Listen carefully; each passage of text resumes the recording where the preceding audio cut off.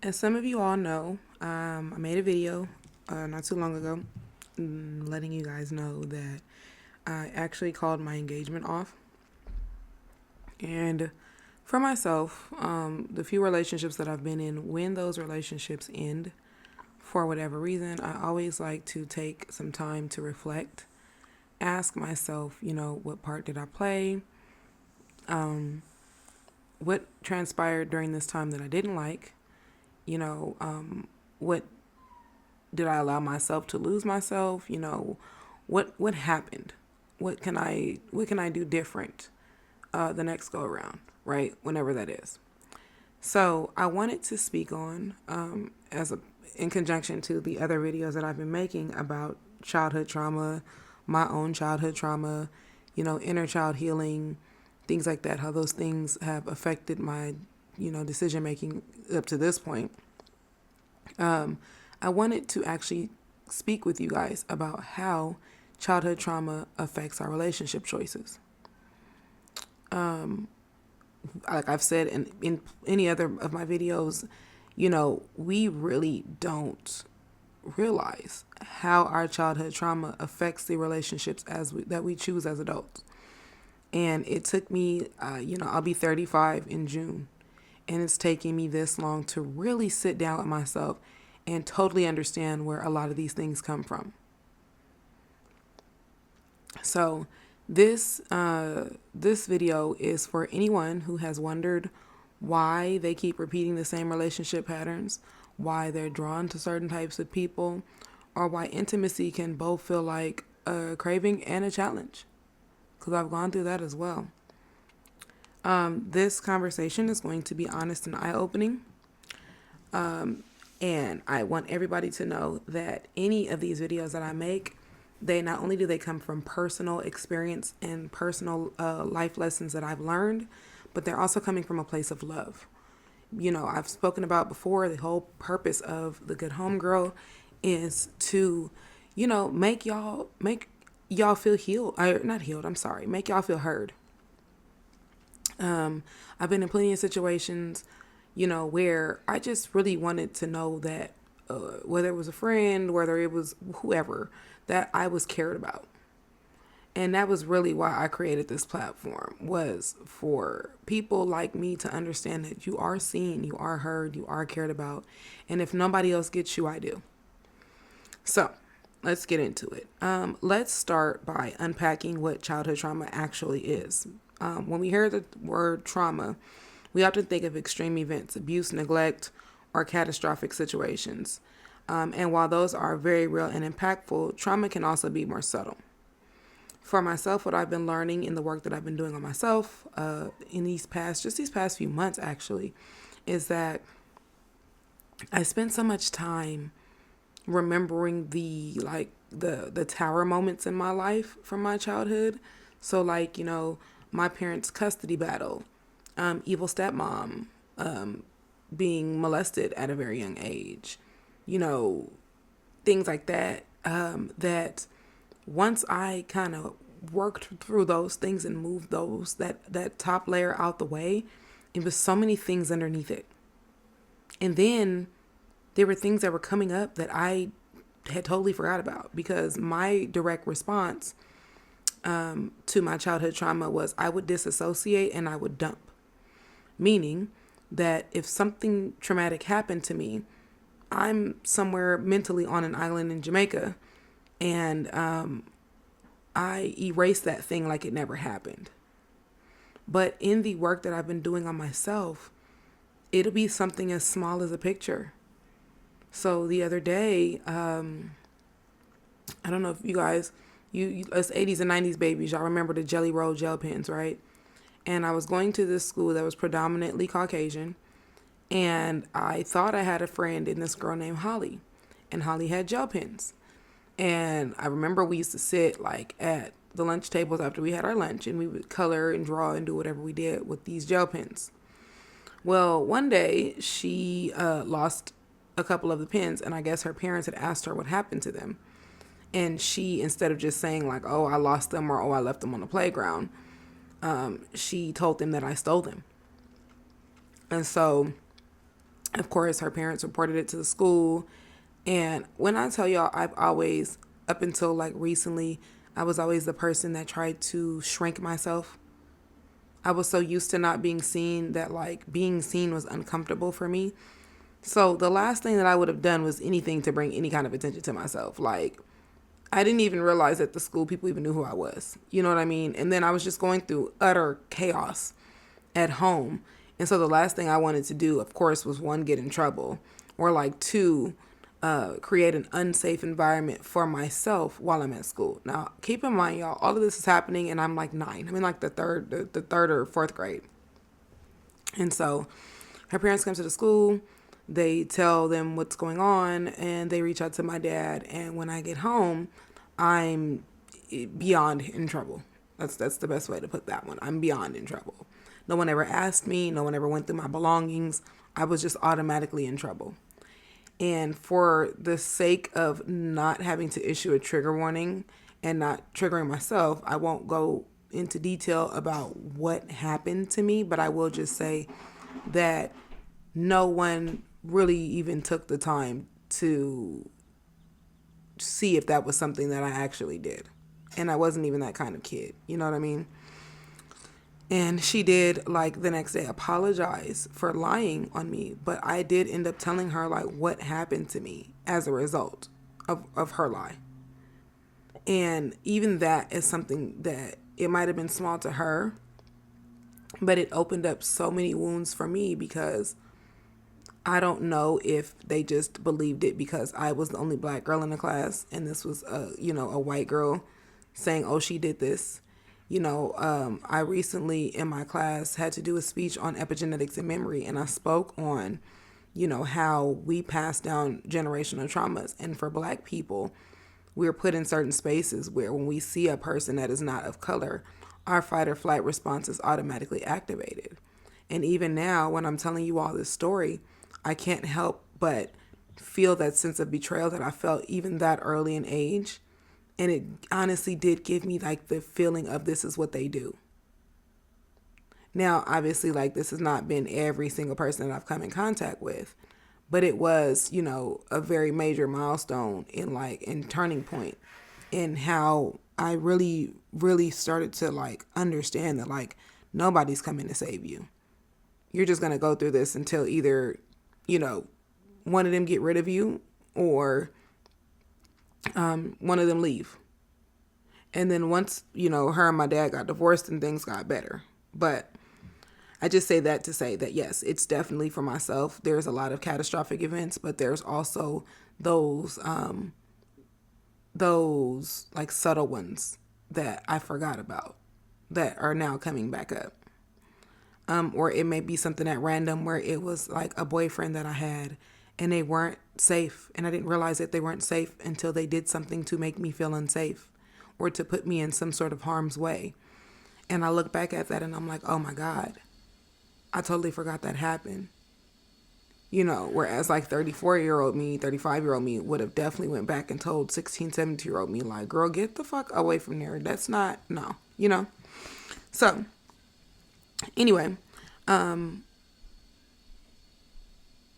subtle trauma can definitely be as simple as growing up in a home where emotions weren't validated. It could be feeling like you were only loved when you achieved something. I've spoken about that a lot. It could also be that you had to grow up too fast because your caregivers weren't able to meet your needs. I'm definitely a parentified oldest daughter. I definitely raised or had some part in raising and being responsible for all 4 of my siblings. And I'm the oldest everything. I'm the oldest granddaughter, oldest niece, oldest daughter, oldest everything. So you guys could imagine. And for me, that turned into me feeling the need to take care of everybody. Because once I got out of, my dad's house and I was an adult, it was like I was already conditioned, between my own trauma from my mom and the shit with evil stepmom and just life, right? It conditioned me to think that I only had a purpose if I was serving other people. And that's probably why I'm in the beauty industry as it is. Trauma is less about the event itself and more about how it impacts you. It leaves imprints on your nervous system, your self worth, and the way that you relate to others. As children, we look to our caregivers for safety and love. When those needs aren't consistently met, it can create what are known as insecure attachment styles. And this is where things start to spill over into our adult relationships.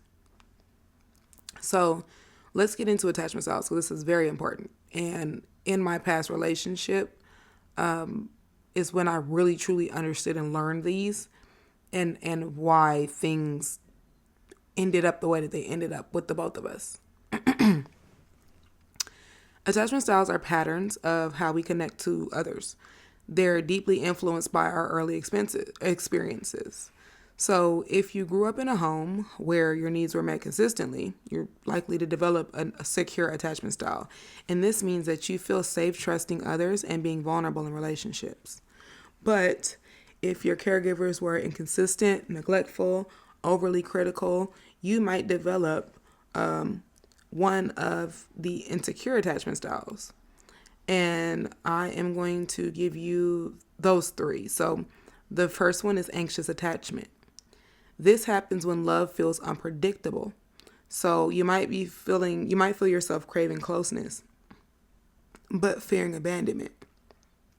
So maybe you're the one texting constantly or needing reassurance that your partner loves you. I was in a relationship like this, and he was an arc, but I look back and I feel so bad for 24-year-old me because I remember I used to be like, you don't tell me you love me. You don't tell me you're beautiful. And like 34-year-old me now would go back and be like, baby, he don't like you. He don't even like himself. But I was in a point where it was like, oh, he chose me. Y'all can't see it, but I'm using air quotes. Like, oh, he picked me. And it was just like, I needed that constant reassurance that like, even though you're here, like, do you genuinely like me? Do you genuinely want me here? Right? Now, when I got out of that relationship, then I went from my anxious attachment style to developing an avoidant attachment style. And this is what that looks like. If you grew up learning that your emotional needs were not going to get met, you might have learned to suppress them. So this is something that I went through as well. This can lead to keeping people at arm's length and avoiding vulnerability and fearing intimacy. Y'all, I was so bad with this. Like, I would date a guy and the guy would be literally perfect. And it would scare the dog shit out of me. Because I felt like every single time I let somebody get close to me, they hurt me. Every time somebody seemed like they were safe, they hurt me. And so when I got out of that relationship I told you guys about, it was like, I don't want none of y'all looking at me. Don't touch me. Don't none of that. But then I'd be like, oh, I'm lonely. So let me let somebody in. And it was just a cycle of chaos for like literally no fucking reason at all. Like none. And then I realized like it comes also from having a very hot and cold parent. So my mother was very hot and cold. Very hot and cold. And I realize now that like even in certain friendships, I can see that I had friends that were like that with me. And it's all like a way to control you, right? So the last one is disorganized attachment. And this one is a mix of both anxious and avoidant behaviors. This one describes my entire dating history to a T. Up until the light bulb just went off in my head a few months ago. This one is a mix of both anxious and avoidant behaviors, and it often stems from chaotic or unsafe childhood environments where love and fear were intertwined. As adults, this can lead to relationships that feel intense, confusing, or even toxic. And baby, let me tell you. Oof. The good news is, though, that attachment styles are not fixed. There are patterns and patterns can change.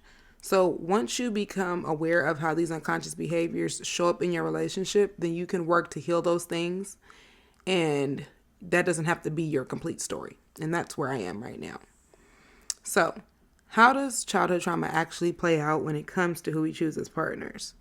The short answer is that we're drawn to what's familiar. So if you grew up in a home where love felt conditional or inconsistent, you may find yourself drawn to partners who are emotionally unavailable or unpredictable. And it's not because you want to suffer, it's just because your nervous system has learned that this kind of dynamic is normal. And it's often called repetition compulsion. It's the subconscious drive to recreate familiar emotional experiences, even if they were painful, in the hopes of finally fixing them. This is something that I had bad. I used to literally feel like I could just love people into treating me right. And oh my God, y'all, the dark night of the soul that I had when I realized that, like, you can't do that with people. Because if that's the case, it would have worked by now. For example, if you had a parent who was critical or distant, you may find yourself in relationships where you're constantly trying to earn approval or affection. Or if you grew up in a chaotic home, you might feel bored or restless in stable relationships, even though they're healthy. It's not about blaming ourselves or our parents. It's just about understanding that these patterns are survival mechanisms. They're how we learned how to cope. But as adults, we have the power to choose differently. So let's talk solutions. The good news is that you don't have to be stuck in these patterns forever. Healing is possible, and it starts with self-awareness. So here are some steps to begin shifting out of trauma-driven relationship patterns. The first thing to do is identify your patterns. So this is what I've been doing recently, is you take a step back and you reflect on your past relationships. Are there common themes? I got to a point, y'all, where I literally looked up and I said, okay, I've been in a relationship with the same person, just with different faces. So what is it about me that keeps choosing these people or keeps attracting these people or is not seeing, the red flags, And so do you notice like the same dynamics repeating? Awareness is the first step to change. So once you can work that thing out, then you can start healing those areas in you that is causing you to, align with those particular kind of energies or individuals. Work on your self-worth is the next one. Often, childhood trauma leaves us feeling unworthy of love. And this is why a lot of us try to prove ourselves worthy of love, or we try to earn people's love, or we try to earn being treated right. When you truly start to work on like your self-compassion, and it's not going to be easy, but just start practicing it. Affirm that you deserve a healthy, fulfilling relationship. Go see the lady, because y'all know I'm going to say that. Go see the lady. Also, journaling and mindfulness can help. And just, take some time out for you. I don't care if it's 10 minutes, y'all. However much time you have in your day. But you just take a little time to and for you. And so into you. A lot of us, we give so much to everybody else and everything else around us. And we don't sow into ourselves enough. And a lot of us, like if you're, like I said, if you're like myself, that's was a parentified oldest daughter, you literally were taught that you weren't important. You were literally taught to take care of everybody else and put everybody else before yourself. Learn to regulate your emotions. Trauma can leave your nervous system in fight or flight mode, which can make relationships feel overwhelming. Practices like deep breathing, meditation, and somatic therapy can help you calm your system and respond to triggers more thoughtfully. This is something else that I also worked on. And a big thing for me, in regulating my emotions was also to open my mouth and speak up when something was not right. Because I literally would find myself going, it's okay, I'm okay, it's all right, nope, don't worry about it, I'm okay. And then I didn't even want to feel my feelings. So I may be often, I may get angry and I go sit in my car.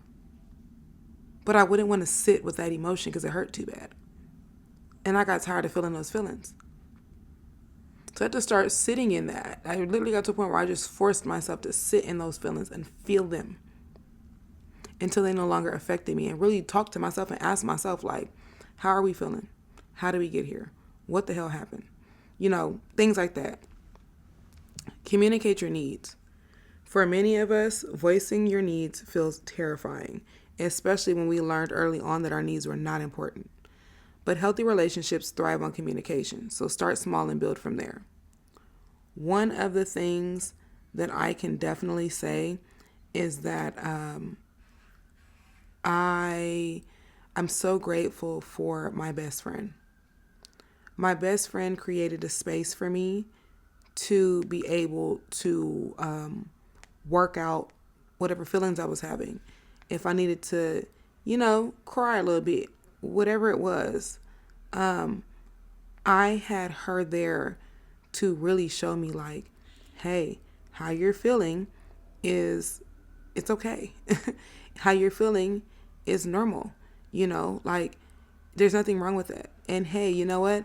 I had my own trauma. So let me tell you, what I had to work through in therapy. It's not always easy creating safe relationships with people, because some people will take your trauma and they'll use that against you, and I get that. But there's so many different ways to find support. There's Reddit, there's message boards, there's whatever. You just have to understand that, like, you're not by yourself. And if you can communicate these needs with the healthy people around you, it makes it so much easier when you get around somebody and you realize, that doesn't really work for me. And that's okay. And lastly, I'm going to say it because I always do. Seek support. Go see the lady if you need to. Healing childhood trauma often requires professional guidance. Therapy, especially approaches like EDMR or trauma-informed counseling, can help you process your past. So for myself, the two main people that helped me a lot in this journey, you can find them here on YouTube, is Patrick Teahan and the Crappy Childhood Fairy. And what I love about the both of them is that they break down what you've gone through, and they do it in a way where it's like it comes from a loving place. So like with Patrick Teahan, what he'll do is he may have a segment on like narcissistic mothers, right? And he shows you what that looks like.